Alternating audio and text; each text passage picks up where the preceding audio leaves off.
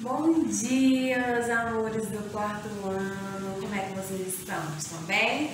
Olha, eu espero que sim, tá? A tia tá bem também, com muita saudade de vocês. Hoje estamos começando mais um dia, né, dia 20, e eu quero que vocês peguem o livro de história de vocês, tá? Pra gente poder dar aquela revisada no conteúdo que já foi passado, certo? Hoje não teremos conteúdo novo, porque passamos dois conteúdos, né, novos, um atrás do outro, então a gente vai dar aquela revisada para não esquecer o conteúdo, certo? E aí no final eu digo o que vocês têm que fazer, tá bom? Então pega o livro aí de história e botem na página 30, certo? A gente vai revisar a chegada dos portugueses, né? Quando o rei de Portugal, Dom Manuel, ordenou que Pedro Álvares Cabral viesse, né, que partisse lá de Lisboa para as Índias, tá, né? E aí Cabral, ele partiu no dia 9 de março de 1500, certo? E aí ele acabou se afastando da rota estabelecida aí por Vasco da Gama, né? O Vasco da Gama é quem fazia as rotas das navegações, certo? E aí Pedro Álvares Cabral acabou se afastando dessa rota e em vez de ir para a Índia, ele acabou parando no Brasil, certo? E aí ele chegou aqui no Brasil no dia 22 de abril, certo? Após 44 dias de viagem, né? Navegando aí pelos mares, certo? E aí a primeira exploração do litoral do território brasileiro, né, foi quando a esquadra de Cabral chegou aqui no dia 24 de abril, né, eles desembarcaram lá no Porto Seguro, né, que é atualmente a Baía Cabralha, no estado da Bahia, certo? E eles desembarcaram lá e acabaram descobrindo ali aquele litoral, né? Quem que eles encontraram ao chegar aqui no Brasil? Quais foram as primeiras pessoas? Os índios, né? Os índios, eles receberam esse nome porque Pedro Álvares Cabral achava que estava chegando nas Índias, certo? Então, vamos lá. Então, todos os registros da viagem, né, e do descobrimento foram feitos ao rei de Portugal pelo escrivão da esquadra, certo? Pelo Pero Vaz de Caminha.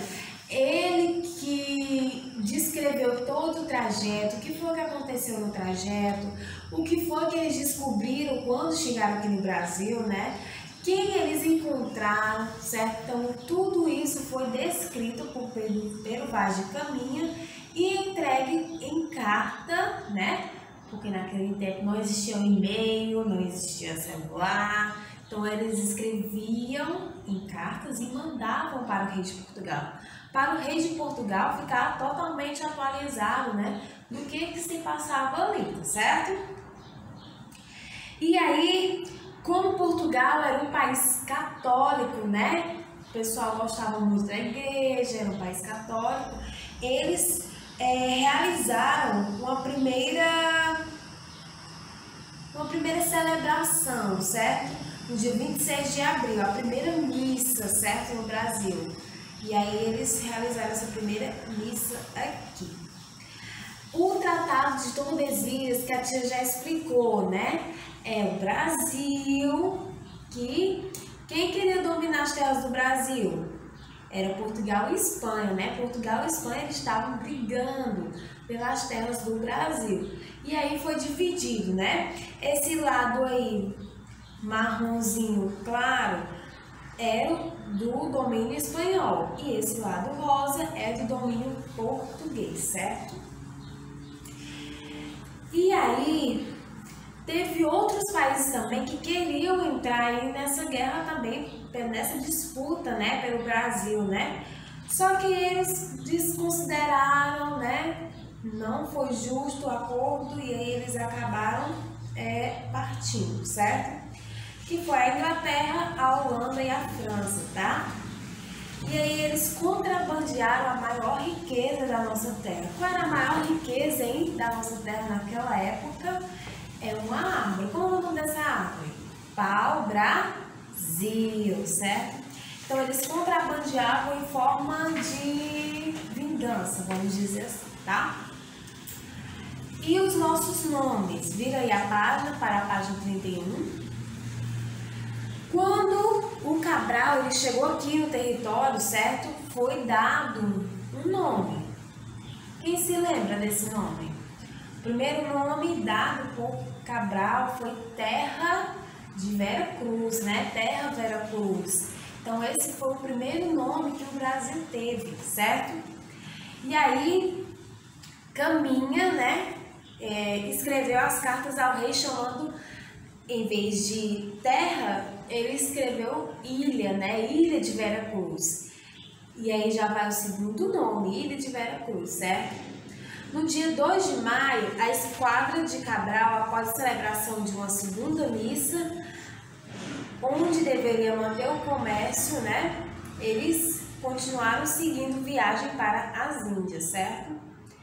E aí, com o tempo, eles perceberam que haviam descoberto uma grande terra, entendeu? Eles pensavam que o Brasil era só uma pequena terra, né? Uma ilha, como Caminha mesmo mencionou. Mas não, eles viram que o território brasileiro era muito maior do que eles imaginavam. E aí eles decidiram ficar, certo?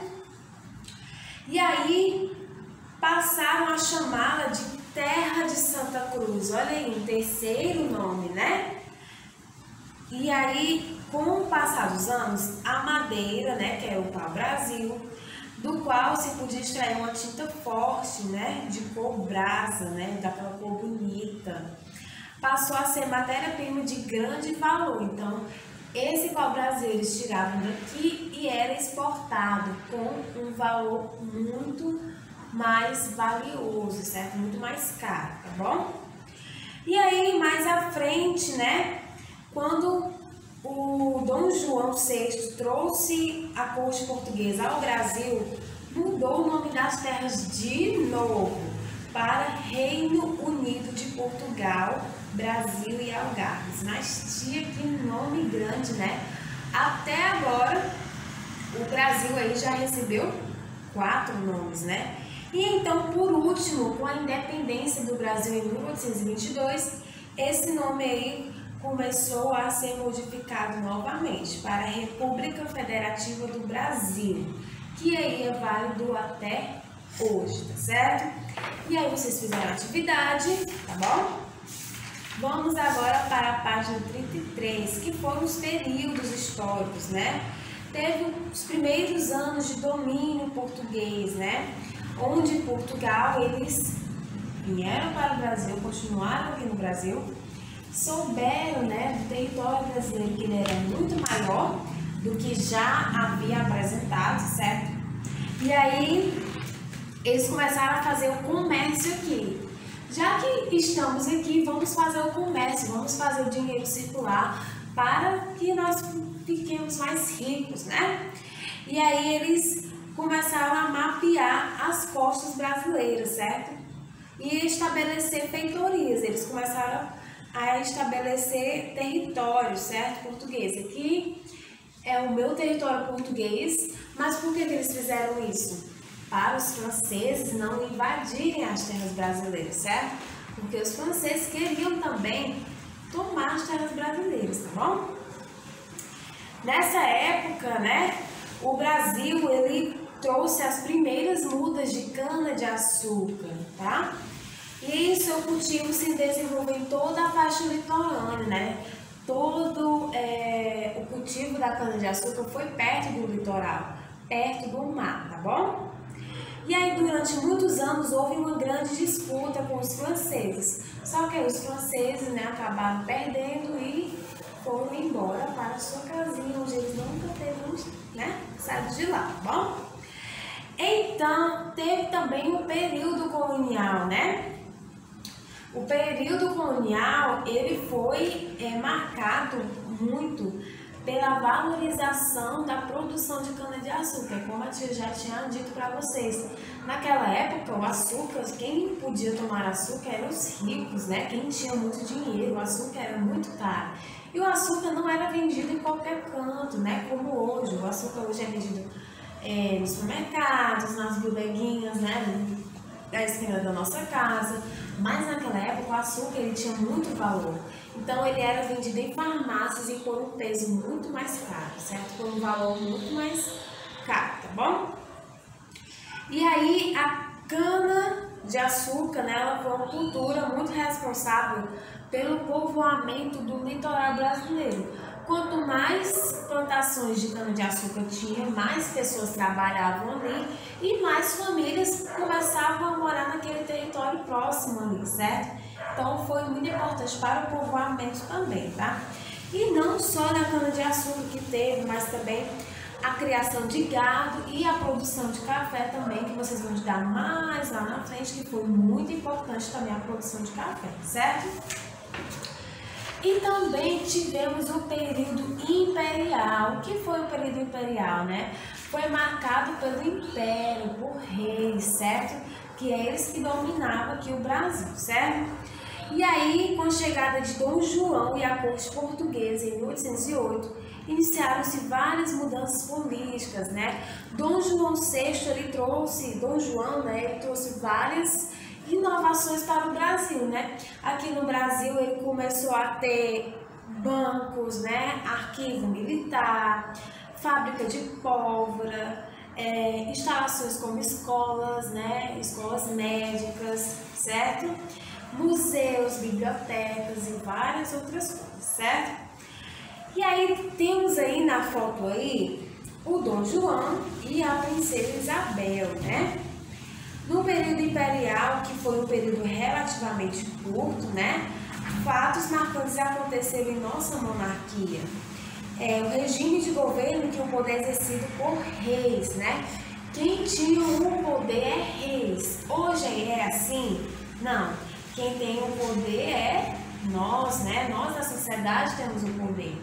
Nós que colocamos o governador, o prefeito, o presidente lá no lugar onde ele está, para que ele faça melhorias para a gente, né? Então, nós que temos o poder, certo? E aí, tivemos aí a independência do Brasil em 1822, quando o Brasil tornou-se independente de Portugal, certo? E tivemos também a Lei Áurea, que livrou os escravos do cativeiro, tá bom? Mais na frente a gente vai falar sobre a Lei Áurea mais profundamente, porque é um conteúdo muito extenso, mas vai dar certo, tá bom? E também tivemos o período republicano, que vai até hoje, né? É um período onde as Forças Armadas, elas comandadas pelo Marechal Deodoro, derrubaram a monarquia, né? E o imperador do Brasil, Dom Pedro II, ele teve sua família obrigados a partir para Portugal. E aí temos aquele período da República, né? Onde as pessoas votam nos seus eleitores, votam no presidente, votam no governador e assim por diante. E é nós que decidimos para que eles façam melhor, tá bom? Bom, hoje foi só uma revisão, tá? A tia vai passar um questionário logo abaixo. Um questionário bem simples para que vocês façam perguntas e respostas no caderno, tá? A tia vai contar isso aí como um ponto de atividade, tá bom? Não esqueçam que toda vez que você faz a atividade é um ponto que você ganha, certo? Lembre-se que é muito importante até para o aprendizado de vocês, certo? Eu espero que todos estejam bem. A tia está com muita saudade de vocês, certo? A tia está aqui com o coração dilacerado de saudade de vocês, que a tia quer ver todo mundo aqui perto de mim, tá certo? Mas tem que se cuidar, tem que ficar em casa, mas não esqueçam de estudar, que é o mais importante também, tá bom, meus amores? Até a próxima e tchau!